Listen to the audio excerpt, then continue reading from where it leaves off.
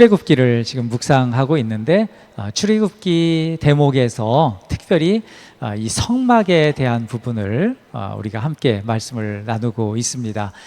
성막 이렇게 우리가 이야기할 때 이 성막은 단순한 이런 텐트, 이런 어떤 천막 이런 것이 아니라 이 출애굽기에 나오는 이 성막은 예수 그리스도 그 자체를 예표합니다. 그러니까 성막, 그것은 곧 예수 그리스도다, 우리가 이렇게 얘기할 수 있는 것이고 또 그것을 말씀하고 있습니다. 성막에는 각종 다양한 여러 기구들이 있고 여러 가지 것들이 있는데 그 기능과 형상, 그 모든 것들이 예수 그리스도의 성품과 꼭 닮아 있습니다. 그 예수님을 가리키고 있는 것이죠. 더 나아가서 이 성막은 궁극적으로는 이제 교회를 가리키기도 하고, 또 더 나아가서는 이제는 주님께서 또 핏값으로 세우신 이 교회가 곧 너희가, 예수님께서 말씀하실 때 너희가 곧 교회다, 너희가 곧 성전이다 라고 했을 때 그 성전, 그것을 말씀하고 있습니다. 그러니까 이 성막은 단순한 이 텐트, 단순한 이 어떤 천으로 된 이런 건축물, 이런 것이 아니라 예수님의 성품 그 자체, 그리고 예수님께서 이루신 그 구원의 역사, 또 더 나아가서는 그것이 곧 교회요, 그것이 곧 성전이며 그것이 곧 그리스도인이다 라는 것을 말씀하고 있다는 것이죠. 그런 의미에서 이 성막의 여러 가지 구조, 기능, 이런 부분들을 우리가 자세하게 잘 아는 것들은 우리에게 큰 신앙적 유익이 됩니다. 여기 성막에 있어서 크게 이제 세 가지로 이렇게 나누게 되는데, 우리가 잘 아는 대로 이 지성소가 있죠. 그리고 성소, 그리고 더 나가서는 이제 뜰이 있는데, 이게 이제 크게 세 가지가 이제 성막이라고 하는데, 성막이라고 했을 때는 이 막으로 이렇게 천으로 쭉 이렇게, 사실 천은 첫 번째 것이 천일 수 있고, 두 번째, 세 번째, 네 번째는 이 가죽이죠. 가죽인데, 여하튼 이렇게 이 성막으로 쳐져 있는 이 부분은 지성소와 이제 성소 이 부분이고, 뜰은 그냥 이렇게 어떤 것들로 되어 있지 않고 그냥 고기는 이 큰 둘레로만 이렇게 되어 있는 곳이 이제 뜰인데, 그런데 성막이라고 했을 때는 이 뜰까지도 포함을 시켜야 돼요. 이게 굉장히 중요한 부분인데, 그것은 이제 나중에 한번 말씀을 나누는 것으로 이렇게 하겠습니다. 자, 이 지성소, 여기에는 크게는 하나가 있죠. 근데 이제 여기에는 두 가지 요소가 있는데, 크게는 언약궤가 있어서 모세가 하나님으로 받은 그 두 돌판, 이 십계명이 이제 그 언약궤에 이제 보관되어 있는데, 근데 제가 이제 두 가지 계속 하나라고 얘기하려다가 두 개라고도 얘기하려다가 이렇게 하는 이유가, 이 언약궤가 들어가 있는 십계명이 들어가 있는 언약궤, 이 덮개가 있는데 그것도 정말 중요해요. 이 속죄수라고 했던 거, 지지난주에 같이 말씀을 나눴었는데, 이 속죄수에서 그 이루어지는 게 죄의 씻음, 그것이 이제 속죄수에 이루어지는데, 말씀 위에서 죄가 씻겨진다, 이제 이런 의미인 거죠. 그러니까 언약궤, 그리고 그 덮개에 있어서 속죄소, 이것이 이제 지성소에 있는 큰 이제 귀한 그런 이제 기구인데요. 오늘은 이제 성소로 들어갔을 때 하나 더는 이건 또 이제 한 3주 전인가요? 우리가 말씀을 나눴는데, 이제 진설병 상에 대한 것을 나눴었죠. 이건 떡상이죠. 떡을 놓는 상, 이것이 이제 진설병 상 이렇게 얘기하는데, 진설병은 이제 이 떡이라는 한자로 된 의미고, 그게 이제 떡을 놓는 상, 그래서 진설병 상. 근데 이걸 한 덩어리로 그냥 진설병 이렇게 얘기하기도 해요. 그리고 떡상이라고도 얘기하기도 하고, 그러니까 이게 혼용해서 용어를 혼용해서 쓰니까 이게 뭐 이건 또 다르고 이건 다른가 이렇게 생각할 수 있는데, 진설병, 또 진설병 상, 떡상, 이런 용어들은 다 이 떡상, 뭐 진설병을 이야기하는 거다, 이렇게 이제 말씀을 알면 되는데, 근데 이 진설병, 이것이 주는 의미가 크게는 두 가지가 있어요. 하나는 우리에게 하나님께서 주시는 매일매일 주시는 일용할 양식, 그것이 바로 이 떡상, 진설병의 의미이고, 더 하나는 궁극적으로, 이것도 더 나아가서는 주님께서 주시는 생명의 양식, 영원히 줄이지 않고 또 영원히 목마르지 않은 그 양식, 그리고 이것은 영생과 연관이 되잖아요. 그 영원한 생명의 떡, 이것이 바로 진설병, 이걸 의미하는데, 이것은 어디에서 온다고 그랬었죠? 예수님께서 말씀하셨을 때 땅에서 솟는 것이 아니라, 땅에서 이루는 게 아니라 하늘에서 내려진 것이다. 이런 말씀이에요. 하늘에서 내려진 것, 이게 바로 생명의 떡, 일용할 양식이라는 것이죠. 그러니까 우리가 매일매일 삶을 살면서도 이 세상의 것을 이렇게 찾으면서 이 세상에서 뭔가를 좀 이뤄야지, 만족을 이뤄야지, 이렇게 산다면은 이건 사실 그냥 흔하게 얘기해서 핀트가 나간 거예요. 예, 이것은 초점이 나간 겁니다. 거기에서는 만족할 것을 찾을 수 없습니다. 우리의 만족, 우리의 충만은 오직 하늘에서 주신 것, 하늘로부터 내려온 것, 그것으로만 우리가 만족할 수 있고 평안을 얻을 수 있고 우리가 완전한 충만에 이를 수 있다, 이런 것이죠. 자, 오늘은 이제는 이 등잔대에 대한 것을 좀 다루게 되는데, 이 성소에서 이 떡상을 정면으로 비추고 있는 것이 이 등잔대인데, 등잔대, 이것은 사실 지금으로 우리 지금 현대적으로는 21세기에는 잘 사용하지 않는 용어이기도 해요. 요즘에는 촛대 뭐 이것을 이제 더 많이 사용하니까, 그러니까 이제 쉽게는 촛대 이렇게 보시면 됩니다. 이것이 이제 등잔대인데, 성경적 용어로 이제 등잔대라고 구약 출애굽기에는 나와 있으니까 등잔대라고 저는 이렇게 표현을 하겠습니다. 자, 등잔대에 있어서 기본적인 구성을 보면은 이렇게 크게 세 가지가 있어요. 하나는 밑판이 있고, 그리고 이제 거기에 줄기가 있죠. 그리고 그 위에 촛불을 밝힐 수 있는 촛 받침대가 이렇게 있습니다. 그런 이제 구조예요. 단순한 구조인데, 근데 이제 이 출애굽기에 나오는 이 등잔대는 그거보다는 훨씬 더 복잡한 구조를 하고 있습니다. 혹시 자막에 여기 좀 나와 있는데, 자, 요런 이제 구조를 좀 그 머릿속에 좀 놔두고 보시면 좋을 것 같은데, 등잔대가 갖는 큰 특징 두 가지가 있어요. 그러니까 하나는 줄기를 중심으로 가지가 좌우로 이게 세 개씩 이렇게 뻗어 올라간다는 것이에요. 그러니까 좌측으로 세 개, 우측으로 세 개, 이렇게 이제 등잔이 있는데, 여기에 가운데 줄기에도 등잔을 밝힐 수 있는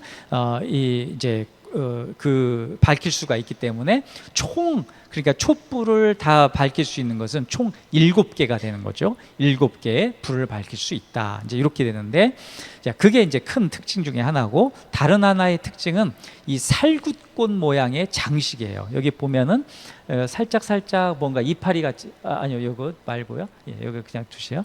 이파리 같은 모습들이 이런 거 이렇게 보이죠. 이렇게 마디에 있는, 이게 이제 살굿꽃 장식이라고 하는 건데, 이것도 이제 기둥을 중심으로 좌측에 있는 하나의 가지에 살굿꽃 장식이 3개가 있어요. 그러니까 가지마다 3개가 있는 거죠. 그러니까 왼쪽으로 성도님들을 보셨으면 이쪽이 왼쪽이죠. 예, 이쪽이 왼쪽은 그 3가지 3개에서 3, 3, 9 9개가 있고, 또 이 오른쪽에 보면은 여기도 3개에서 3, 3, 9 9개. 그러니까 그게 다 18개잖아요. 근데 여기에 가운데에는 4개가 있어요. 살굿꽃 모양이 4개가 있어서 요걸 이제 다 더하면 22개의 살굿꽃 모양으로 이렇게 있게 되는 이런 형태입니다. 자, 여기까지 일단 보여주시고요. 예, 그리고 여기에서 근데 조금 더 볼까요? 제가 이제 그 몇 개 그 사진을 조금 더 준비한 것은 뭐냐면, 왜 그랬냐면, 이 등잔대, 그러니까 촛대라고 했을 때, 그거 뭐 그냥 불 밝히는 것 정도겠죠, 뭐 목사님 뭐 그 정도 아니에요, 이렇게 이제 생각할 수 있거든요. 근데 이 등잔대가 아주 중요합니다. 특히 유대 사회에서는 아주, 지금도 이스라엘 사회에서 중요한데, 자, 조금 더 넘겨 보시면은요, 이게 이제 이게 살굿꽃이고 이게 이제 아몬드인데, 이게 두 가지가 번역이 다 돼 있어요. 우리 이제 우리말 성경에는 살굿꽃으로 되어 있고, 킹제임스 버전에는 아몬드 꽃으로 되어 있는데, 아몬드 꽃은 꼭 이게 우리 뭐죠? 벚꽃 뭐 비슷하게 이렇게 생겼는데, 하여튼 꽃들이 조금씩 유사하더라고요. 자, 그리고 조금 더 보여주세요. 이게 왜 등잔대가 중요한지 보면은, 이게 조금 잘은 안 보이는데요, 이 예루살렘 이스라엘 의회 앞에 보면은 이렇게 크게 이게 동으로 해가지고 이렇게 등잔대가 이런 모양들이 있고요.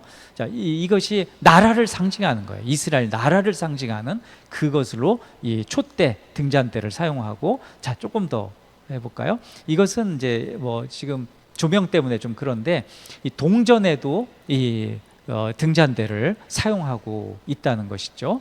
야, 그리고 조금 더 나가 볼까요? 자, 이것은 이제 그 로마 시대에 그 뭐 티토라고도 발음하고 디도라고도 이렇게 발음하는데, 그 완전히 이제 예루살렘을 완전히 멸망시킬 때, 멸망시키고 나서 그 이제는 거기에 있는 촛대를 그 로마로 옮겨가는 것, 그 장면이 지금 부도, 그러니까 그 벽에 이렇게 그 조각되어 있는 그 모양이에요. 그 모양이고, 이게 디아스포라 박물관에 전시되어 있는 모양이기도 하고요. 거기에서 부각되는 것도 역시 등잔대입니다. 자, 조금 더 볼까요? 자, 요것은 이제 그 현대적으로 재현한 것이라고 하는데, 실제적으로 이 출애굽기에 나온 이 등잔대가 정확하게 어떤 건지는 잘 몰라요. 그런데 재현했다고 하는데, 여기는 그 어떤 살구꾼 모양이 없잖아요. 여하튼 이렇게 이제 재현해 놓은 이제 이런 것도 있고, 이걸 이제 등잔대를 히브리어로는 이제 메노라라고 하기 때문에, 메노라라는 표현이 나오면 등잔대, 촛대를 얘기하는 거구나, 이렇게 보시면 돼요. 조금 더 가볼까요? 자, 여기는 벤구리온 공항에 막 이따만하게 지금 크게 이렇게 촛대가 세워져 있어요. 이게 마지막 그림이죠. 예, 여기까지 한번 보겠습니다. 자, 제가 이거 조금 더 장황하게 말씀드리는 건, 이게 굉장히 중요한, 그러니까 이스라엘에 있어서는, 지금 유대 민족에 있어서도 이 촛대가 그냥 불 밝히고 하는 이 정도가 아니라 나라를 상징하는 거, 이거 없어지면 안 된다라고 할 정도로 아주 중요하게 여기고 있는 것 중에, 기구 중에 하나다. 예, 이것을 이제 제가 말씀드리려고 이렇게 조금 더 배경 설명을 좀 드린 거고요. 그런 의미에서 우리 등잔대를 좀 같이 말씀을 좀 들었으면 좋겠습니다. 자, 여기에 특히 이제 등잔대가 중요한 부분이 7대의 촛대를 이제 그 등불을 켤 수 있다라고 하는 것인데, 이게 이제 수비학, 게마트리아라고 하죠. 이 수비학에서는 이 7, 이 7을 완전 숫자, 그리고 창조의 숫자라고도 얘기해요. 더 나아가서는 충만이라고도 얘기하는데, 자, 이런 의미들이 여기에 쭉 있는데, 이 7이라는 것은 창조, 충만, 이제 완전, 뭐 이런 뜻들이 이제 있는 것인데, 흥미롭게도 여기에서 하나를 딱 빼면, 마이너스 1을 하면 6이 되잖아요. 6은 사탄의 숫자입니다. 그렇죠? 그 요한계시록에 나오는 666, 그것은 사탄, 이것을 강조하기 위해서 6이라는 표시를 6번이나 이렇게 한 것이죠. 자, 이 이제 하나님의 말씀을 조금만 이렇게 비틀면은 그것이 사탄의 계략으로 변질된다는 것, 이것을 이제 얘기하는 건데, 우리가 알듯이 이단이라고 했을 때, 이단은 이 끝단자를 쓰잖아요. 달을 자, 끝단자. 그러니까 다 비슷하게, 다 똑같이 가다가 마지막 끝에서 다르다, 이게 이제 이단이잖아요. 그 이단을 보면은 성경책도 똑같이 읽어요, 이런 것들. 그리고 찬송가도요, 어떤 이단들은 똑같이 이 찬송가를 씁니다. 그래서 찬송가 예배 형식이나 이런 것들이 다 똑같기 때문에 이게 2단인지 이게 뭐 9단인지 10단인지 알 수가 없어요. 알 수가 없는데, 그 중요한 것은 맨 마지막에 하나가 딱 다르다, 이런 것이죠. 뭐 예수님만 믿어서 구원 얻지 않습니다. 뭐 그 나를 믿어야 구원 얻지, 뭐 이런 것들이 이제 나온다는 것이죠. 하여튼 마지막 하나가 달라서 이단이 되는데, 사탄이 주로 사용하는 전략이 있는데, 그게 미혹이에요. 그러니까 다 똑같이, 야, 이것도 똑같이, 니네가 드리고 있는 예배 이런 거 다 똑같이, 이렇게 하면서 꼬시는 거죠. 이게 바로 미혹인데, 미혹은 속이는 겁니다. 세상이 타락하라는 이유는 우리의 이 죄도 있지만, 죄와 사망의 권세에서 빠져나오지 못하게 하는 사탄의 미혹이 있어서 그렇습니다. 자, 유사하다는 것은 비슷한 것이지 본질과 완전히 다른 것입니다. 사탄은 비슷하게 만들어서 사람들을 유혹합니다. 사탄의 속임수가 통하는 것은 사람들이 거기에 쉽게 속기 때문에 그렇습니다. 사람의 속성이 쉽게 속는다. 이걸 너무나 잘하니까 살짝 꼬시는 거죠. 유혹하는 거죠. 미혹하는 것이죠. 속이는 것이죠. 자, 역사적으로 볼 때 우리가 얼마나 무지하고 얼마나 속아왔는지 알 수 있는 대목들이 있는데, 지난주도 우리 8.15 우리 그 80주년 기념 예배로 이렇게 드리면서도 역사적인 이야기를 잠깐 말씀드렸지만, 우리나라에서 대표적인 이런 역사적 사건들 든다면 1592년에 임진왜란 있잖아요. 임진왜란이 있을 때도 우리 그 백성들이 역사적 기록을 보면 뭐 이것을 막 예견을 해가지고 막 일어나니까 우리 준비해야지 이렇게 안 했다는 거예요. 갑자기 툭 터진 거예요, 이것도. 그리고 한일합병 1910년 일어날 때도 이제 뭐 우려 했던 것들은 있겠지만, 그러니까 일반적인 백성들은 아니 독립협회에서 잘하겠지, 일진회에서 잘하겠지, 나라 잘 지켜주겠지, 뭐 이렇게 다 생각하고 있다는 거죠. 그런데 갑자기 한일합병 되면서 완전히 뭐 그 군대도 해산되고 그 경제 주권도 다 뺏기고 정치 주권 다 뺏기고 이렇게 돼버렸던 것이죠. 한국 전쟁도 마찬가지지 않습니까? 언제 그 1950년 6월 25일에 그런 것들이 터질 줄 알았나요? 다 휴가 가고 뭐 이랬댔잖아요. 그 몰랐던 거죠. 자, 이게 특징들이 있어요. 자, 1997년 외환위기 올 때도 마찬가지죠. 그 대한민국 국민들이 IMF가 뭔지 알았습니까? 저도 IMF가 왔다고 그래서 IMF가 뭐더라? 그 뭔가 사회 시간에 배우긴 한 것 같은데 시험 문제도 안 나왔던 거예요. 그렇죠?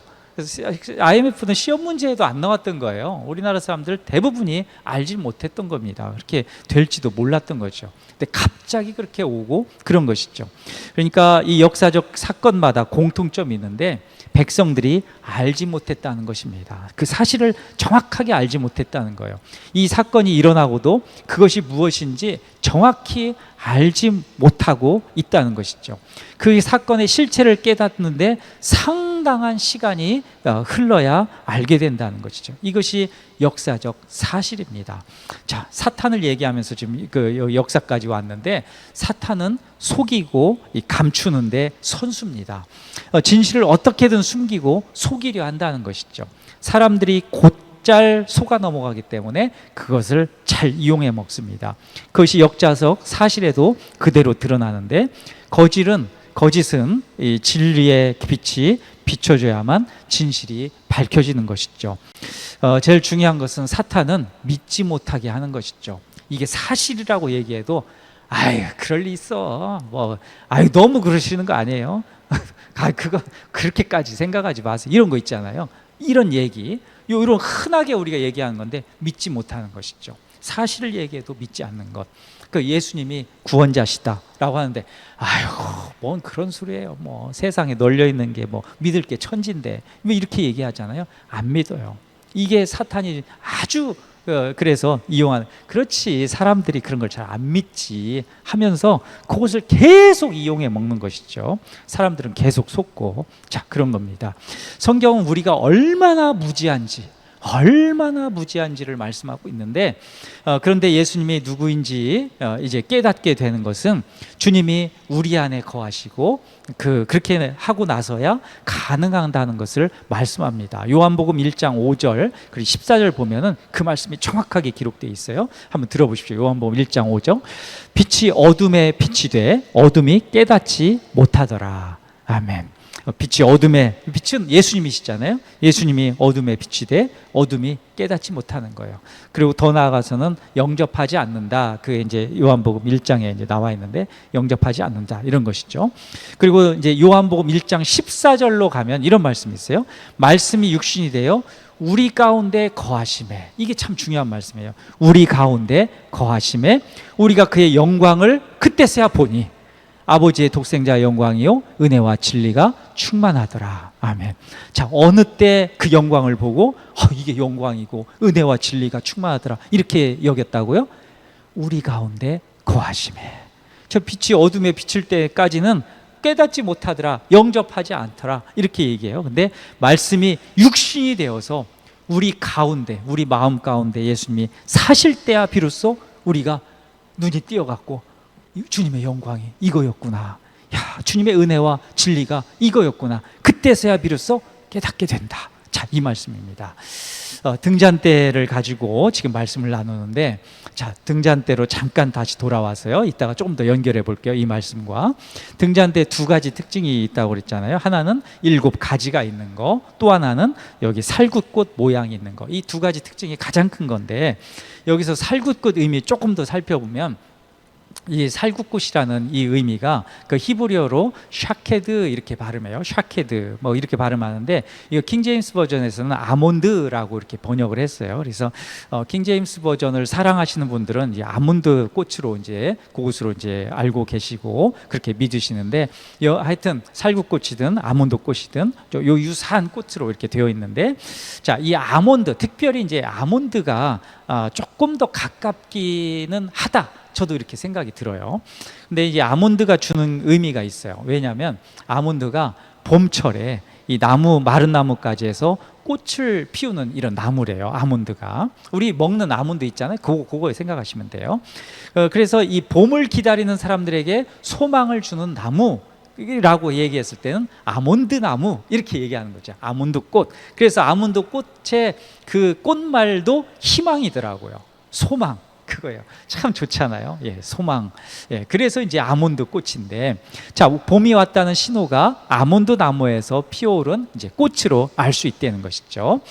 구약 성경에서 하나님이 예레미야를 부르실 때 살구나무를 보여주셔요. 환상 가운데 하나님은 예레미야에게 보여주신 그 환상의 의미가 뭔지도 설명해 주십니다.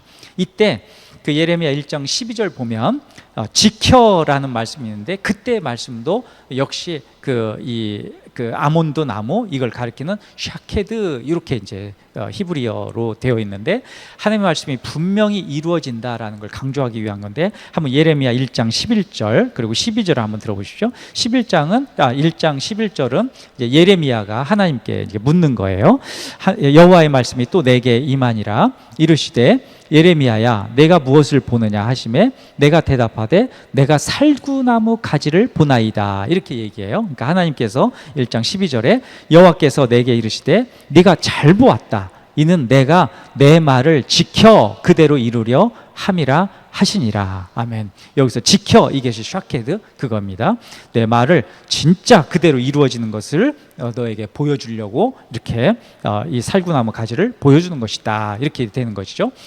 자, 등잔대 나무에 살구꽃 모양이 새겨져 있는 이유, 이제 여기서 하나가 있고, 조금 더 나아가면은 스가랴 선지자한테도 우리가 조금 더 힌트를 얻을 수 있는데, 바벨론 포로에서 귀환해서 성전을 재건하는 그 과정에 스가랴 선지자가 환상을 봐요. 그때 그것이 등잔대를 이렇게 보게 되는데, 그 말씀이 이제 스가랴 4장 2절에 나와 있는데, 그 말씀도 한번 들어보십시오. 그가 내게 묻되 내가 무엇을 보느냐? 내가 대답하되 내가 보니 순금 등잔대가 있는데 그 위에 기름 그릇이 있고 또 그 기름 그릇 위에 7 등잔이 있으며 그 기름 그릇 위에 있는 등잔을 위하여 7 관이 있고. 아멘. 자, 정확하게 등잔대를 지금 보고 있는 것이죠. 자, 스가랴 선지자는 등잔대를 보고서 이게 무슨 말씀이지 하고 이제 이렇게 있는 거예요. 등잔대를 섬기는 제사장이 있어야 되는데 그들은 없고 두 감람나무만, 이제 뒤에 보면 두 감람나무만 이렇게 보이게 되는데, 두 감람나무만 있고 등잔대만 있다. 이게 제사장은 어디가 있지? 이렇게 이제 그 의아하게 생각하는 것이죠. 등잔대 기름을 제공하는 것은 제사장이 아니라 두 감람나무인데 이상하게 생각하는 것이죠. 스가랴 선지자가 이 현상을 궁금하게 여기자 이제 천사에게 이제 묻고 대답하는 장면이 4장 11절에서 14절에 나오는데, 그 말씀도 한번 들어보시죠. 스가랴 선지자가 이렇게 얘기해요. 11절 내가 그에게 물어 이르되 등잔대 좌우의 두 감람나무는 무슨 뜻이니까 하고 다시 그에게 물어 이르되 금 기름을 흘리는 두 금관 옆에 있는 이 감람나무 두 가지는 무슨 뜻이니까 하니 이렇게 물으니까 천사가 대답해요. 13절 그가 내게 대답하여 이르되 내가 이것이 무엇인지 알지 못하느냐 하는지라 내가 대답하되 내 주여 알지 못하나이다 하니 이르되 이는 기름 부음 받은 자 둘이니 온 세상의 주 앞에서 서 있는 자니라 하더라. 아멘. 이렇게 말씀해요. 여기 14절에 기름 부음 받은 자 둘 이렇게 얘기하는데, 이것을 놓고 여러 성경학자들도 이게 스룹바벨이다, 이게 여호수아가 아니냐, 막 이렇게 해석들을 하는데 그건 다 틀린 해석이에요. 기름 부은 자 둘은 대제사장과 왕을 뜻하는 이 싹, 그러니까 히브리어는 체마흐 이렇게 발음하는데, 이 싹이라는 것은 메시아를 말하는 것이고, 이 메시아는 두말할 것 없이 대제사장이시며 왕이신 예수 그리스도, 이분이십니다. 자, 두 가지를 얘기했잖아요. 기름 부은 자 둘, 그러니까 대제사장이시며 왕이신 예수 그리스도, 이걸 얘기하는 거죠. 할렐루야. 자, 이것을 정확하게 보여주시는 거죠. 그러니까 왜 하나님이 성전 재건 중에 느닷없이 스가랴 선지자의 환상을 보여주는가?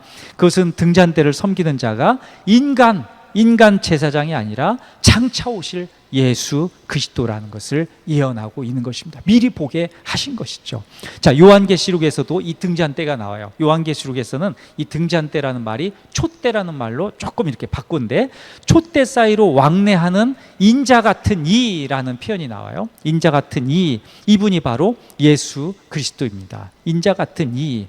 자, 요한계시록 1장에 보면 7촛대는 7교회다라고 이렇게 말씀하는데, 7촛대를 돌보시는 분이 계신데 그분이 바로 예수님이세요. 예수님이 7촛대를 돌보셔요. 예수 그리스도께서 그들이 어떤 삶을 살아가는지에 대해서 그러면서 또 편지하는 대목이 이제 요한계시록 2장 1절에 이제 나오게 되는데, 심각한 것은 그들이 악에서 돌이키지 않고 또 온전한 믿음에서 있지 않으면 내 촛대를 그 자리에서 옮긴다. 요한계시록 2장 5절에 그렇게 경고하시는 말씀도 함께 나옵니다. 자, 등잔대 우리가 보고 있는데, 이 등잔대가 스가랴 선지자, 예레미야 선지자, 또 요한계시록까지 이어지면서 계속해서 등잔대가 나와요. 이게 끊이지 않아요. 끊이지 않고 마지막까지 나와요. 이유가 있는 것이죠. 중요하기 때문에. 등잔대는 이 성소에 딱 들어갔을 때 이 좌측에 둡니다. 우측에는 우리 성도님 볼 때는 이쪽이 우측이군요. 우측에는 이 진설병, 이 떡상이 놓이고, 거기에 이제 좌측에는 등잔대가 놓입니다. 딱 봤을 때 오른쪽에는 진설병, 왼쪽에는 그 등잔대, 이런 것인데, 등잔대가 비추는 것이 정면에 있는 진설병, 이 떡상입니다. 자, 진설병상은 하나님의 말씀이죠. 빛 되신 예수 그리스도를 통해서 하나님의 말씀이 세상에 찬란하게 비칩니다. 요한복음 1장 4절, 그 안에 생명이 있었으니 이 생명은 사람들의 빛이라, 이렇게 말씀해요. 사람들의 빛이라. 예수님이 빛 그 자체신데 요한복음 1장 4절에서는 사람들의 빛이다, 이렇게 표현해요. 이 말씀이 참 이상하죠. 저는 처음에 요한복음, 예수 믿고 처음에 요한복음 1장 4절 이해하지 못했었습니다. 이 사람들의 빛이다 이렇게 얘기할 때 예수님이 빛인데 왜 사람들의 빛이라고 얘기했을까라고 했는데, 제가 다 알지 못해서 그랬던 거죠. 그것은 빛 되신 예수님이 우리 마음에 오셔서 사시는 거예요. 여기서 오셔서 사시니까 이제는 우리의 어둠들이 다 없어지고, 이제 누가 빛나는 거예요? 예수님의 빛이 우리를 통해서 드러나는 거죠. 그래서 사람들의 빛이라 이렇게 표현한 거예요. 멋지지 않습니까? 제가 이 사실을 알고는 너무 감격스러웠었는데, 나의 같이 이렇게 이 연약하고 참 이 진짜 쓸모없는 그런, 하나님께서 보셨을 때도 쓸모없는 자, 이런 죄인을 내 안에 오셔서 빛이 사시고, 나의 그 모든 것들, 어둠을 다 벗겨내시고 나를 통하여서 예수님의 빛을 비추신다. 야, 이거 참 영광스러운 일이다, 이렇게 이제 생각하게 됐던 건데, 자, 예수님의 제자들, 우리들에게 등잔대가 어떤 역할을 해야 되는지. 그러니까 등잔대는 곧 우리예요. 세상의 사람들의 빛, 세상에 비추는 빛, 이것을 이제 하는 역할인데, 어떻게 해야 되는지 가르치는 그 말씀이 있는데, 그게 마태복음 5장 14절에서 16절입니다. 자막이 잠깐 보이실까요? 함께 보이시면 같이 한번 읽어보도록 하겠습니다. 14절부터 함께 있습니다. 너희는 세상의 빛이라.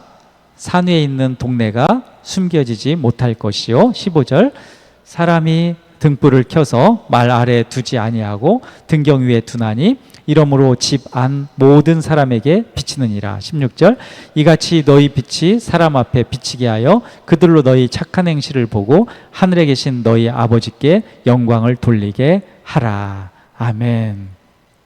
자, 성소에서 이 등잔대는 아주 중요합니다. 등잔대의 불이 꺼져서는 안 된다는 것이죠. 항상 불을 밝혀야 하는 것이 제사장의 사명입니다. 세상의 불을 밝히는 것. 요한계시록에서는 불을 밝혀야 하는 이 촛대에 관심을 집중합니다. 등불의 사명을 온전히 감당해야 된대요. 그렇지 않으면 하나님이 그 촛대를 옮겨버리신답니다. 하나님은 세상의 등불을 밝히지도 못하고 오히려 방해만 되는 자들에게 촛대를 맡기지 않으신다고 경고를 하십니다. 자, 우리가 근데 촛대고 우리가 곧 그리고 그 촛대를 맡은 자래요. 세상이 그 밝게 되는 것, 세상의 그 등불을 밝히는 것은 누구라고요? 그리스도인들, 성도들입니다. 바로 우리들입니다. 그리고 교회입니다. 그래서 교회가 소망이고 그리스도인들이 소망이고 성도들이 소망이라고, 세상의 소망이라고 하는 이유가 여기에 있는 것이죠. 근데 제가 이게 말씀을 이렇게 준비하다가 이런 생각이 들었어요.